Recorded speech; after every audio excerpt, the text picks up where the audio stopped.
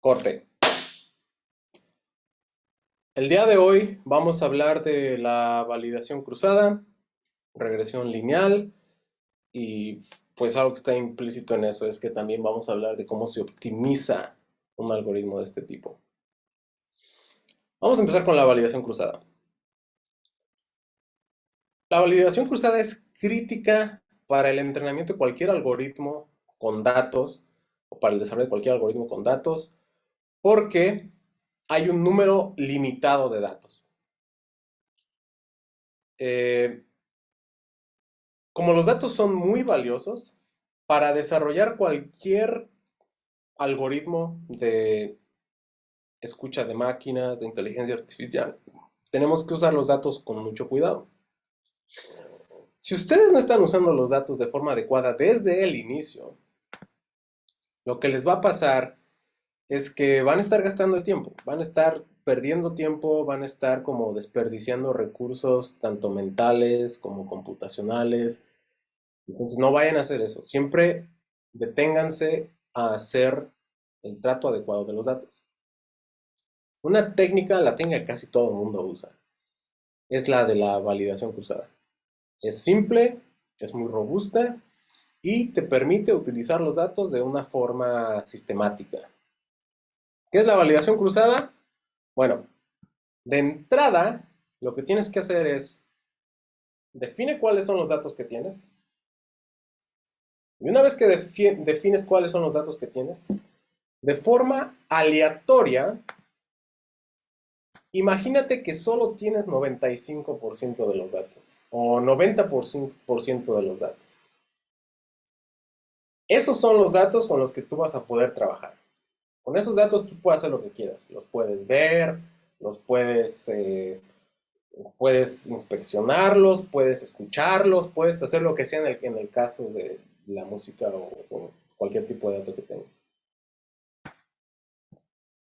El restante 5% los tienes que tratar como si no existieran. Tienes que, me gusta decir en los cursos de estos que haz de cuenta que separas 95% y otro 5%. Ese 5% tomas una memoria USB o un par de memorias USB para tener respaldos y los pones así en dos memorias USB. Borras los datos de tu computadora después de ponerlos en la memoria USB y te vas al monte. Te vas a tu monte más cercano, haces un hoyo y dejas ahí una de las memorias y la otra, no sé, se la das a tu abuelita y le dices, no me dejes ver esto hasta que yo te diga. Entonces, estos datos tienes que desaparecerlos. Tienes que imaginarte que no existen. Porque estos datos son los que últimamente te van a dar una idea de cuando terminas de desarrollar tu modelo, cómo va a funcionar tu modelo cuando le muestres datos que aún no existen, por así decirlo.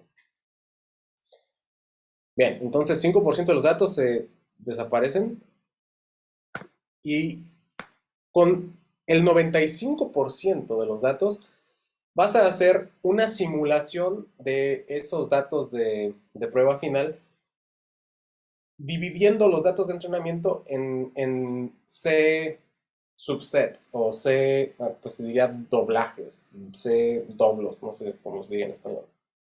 Pero por ejemplo, tú tienes tus datos de entrenamiento, tus datos de desarrollo, de development data, los divides en 5.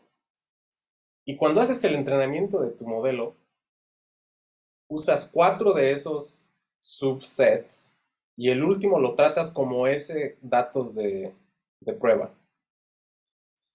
Eh, si estos son los 5 datos aquí, los cinco subsets, no tienes que limitarte a usar 4 y uno como entrenamiento y evaluación. Puedes también hacer donde uno de los que estaba en el entrenamiento lo usas ahora después como de validación y usas los otros 4 de entrenamiento.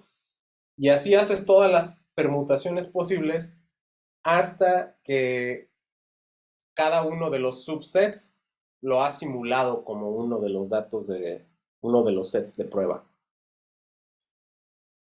Más específicamente, esto se le denomina como tener datos de entrenamiento y datos de validación. Entonces hay tres cosas, ¿no? Tenemos los datos de prueba que le diste a tu abuelita y están enterrados en el monte.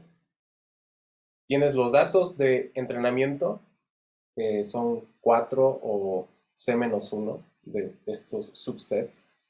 Tienes datos de validación, que te permiten ver cómo va el entrenamiento. Como su nombre lo dice, cuando tienes estos datos de entrenamiento y de validación, a el modelo solo le vas a permitir aprender de los de entrenamiento y los de validación solamente los vas a usar como para simular cómo el modelo se desempeñaría si le mostraras datos que no fueron parte de los datos de entrenamiento. Eso es lo que es la validación cruzada en forma general descrita. Y en la tarea de esta semana, pues lo van a tener que escribir. Van a escribir validación cruzada como parte de su algoritmo de optimización. Alguien que nos diga por qué es todo esto necesario. ¿Por qué tenemos que hacer esta separación? ¿Por qué no mejor nos ponemos a entrenar nuestro modelo con todos los datos? Y ya, tan tan. Para evitar el overfitting, el sobreajuste de los datos del Exactamente. modelo. Eso es algo muy importante que tú estás diciendo. Eh, Cuando tú estás mostrándole a un modelo datos, no se diga si es una red neuronal con una capacidad muy grande, con muchísimos parámetros, como todo lo que vamos a ver en esta clase. Algo que puede suceder es que la red empieza a memorizarse o empieza a aprenderse muy bien los datos de entrenamiento. Entonces, si todo el universo fuera como tus datos de entrenamiento, pues estaría bien porque está entendiendo cómo funciona el universo. Pero los datos son limitados. Entonces, lo que tú estás usando como datos de entrenamiento muy probablemente no es la idea general de cómo funcionan las cosas en el universo, es como un pedacito, nada más. Lo que es importante es saber cómo se está desempeñando tu modelo en los datos de entrenamiento, porque pues esperamos que pueda aprender de los datos de entrenamiento. Si no puede aprender de los datos de entrenamiento, algo está muy mal. Entonces, supongamos que estén aprendiendo los datos de entrenamiento y tienes el desempeño. Después puedes ver cómo es ese mismo modelo, su desempeño en los datos de validación. Y si el desempeño empieza a hacerse mucho mejor en los datos de entrenamiento que en los datos de validación, eso significa que tu modelo está sobreajustado a los datos de entrenamiento. Y cuando empiezas a ver eso, que los datos de entrenamiento, el desempeño es mejor que los datos de validación, básicamente tienes que dejar de entrenar, porque de nada te sirve un modelo que va a servir más para los datos de entrenamiento que para los datos que no son parte del entrenamiento. Por eso es que hacemos la validación cruzada. Otra razón por la que hacemos la validación cruzada es porque si tu separación de datos de prueba y de desarrollo fue completamente al azar, en los datos de validación puedes imaginarte cómo se va a desempeñar el modelo con esos datos que tienes en el monte o que tiene tu abuelita y que le dijiste y que vas a ver hasta el final. Que son datos que no, que son nuevos. Y, por lo tanto, también puedes imaginarte cómo se va a desempeñar el modelo cuando se lo das a un usuario, cuando se lo das a alguien que va completamente a usarlo con sus datos que pues están generando al momento de usar el modelo. Eso es la validación cruzada. Preguntas de la validación cruzada.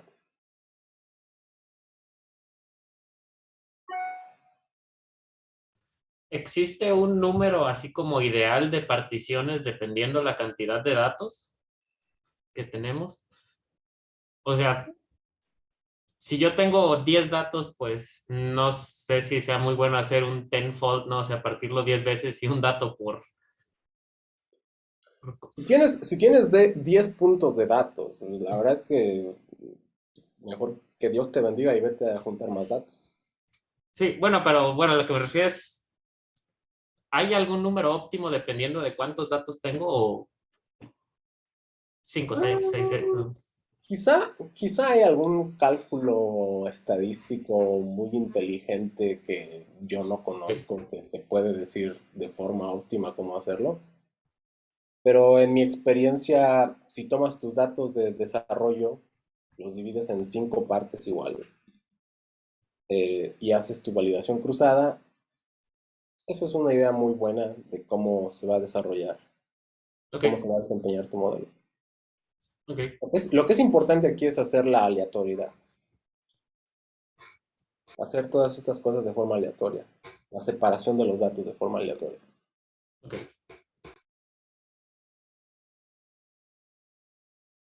¿Hay ¿Qué alguna más? razón por la cual es esa proporción 95% contra 5? Eh, la razón es porque quieres, queremos usar la mayor cantidad posible de los datos para desarrollar nuestro modelo. Ese 5% de datos, desde la perspectiva del desarrollo del modelo, son 5% de datos que estamos desperdiciando. Pero no los estamos completamente desperdiciando, sino que los vamos a usar para evaluar. O sea, no los estamos usando para desarrollar, sino los vamos a usar al final como para decir, ok, todo este teatro que acabamos de hacer y todos estos dolores de cabeza y estas noches sin dormir que pasamos, ¿de qué sirvieron al final? Pero es variable, como te pongo ahí una ñ, como diciendo más o menos.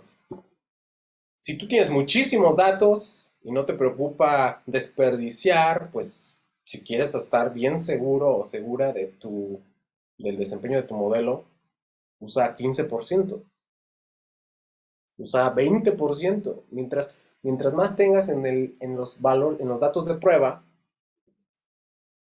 mejor idea vas a tener de cómo se va a desempeñar tu modelo en datos no vistos.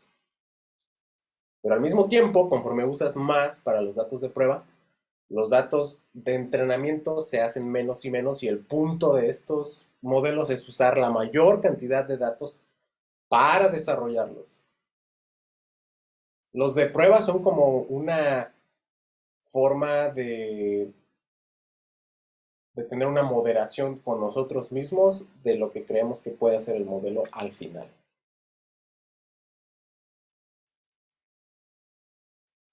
En el escenario más perfecto, el desempeño en los datos de entrenamiento, el desempeño en los datos de validación y el desempeño en los datos de prueba debe ser el mismo. Normalmente eso no va a pasar.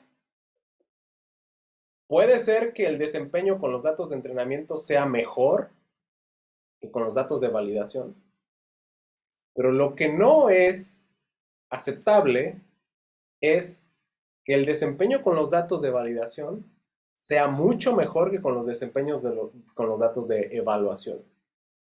Si al final del proceso vas al monte, sacas tu USB, regresas a la computadora, ya sabes cuál es el desempeño con los datos de validación. Y cuando te pasas a los datos de prueba, si el desempeño con los datos de prueba es malo a comparación con los datos de validación, eh, vas a, vas a estar en problemas. O sea, perdiste tiempo. De nada sirvió todo lo que acabas de hacer.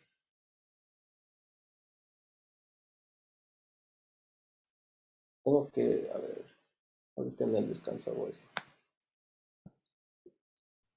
¿Esta es el único método de validación que hay para los modelos? ¿O hay otros? Es el más robusto.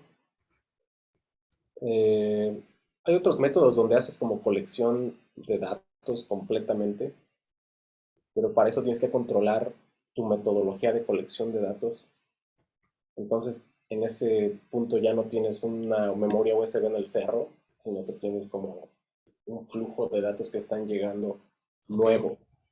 Pero para eso tienes que controlar muy, muy, muy bien cuáles son los datos que están entrando y poner como pruebas estadísticas simplemente para poder verificar que los datos tienen la misma naturaleza, por así decirlo.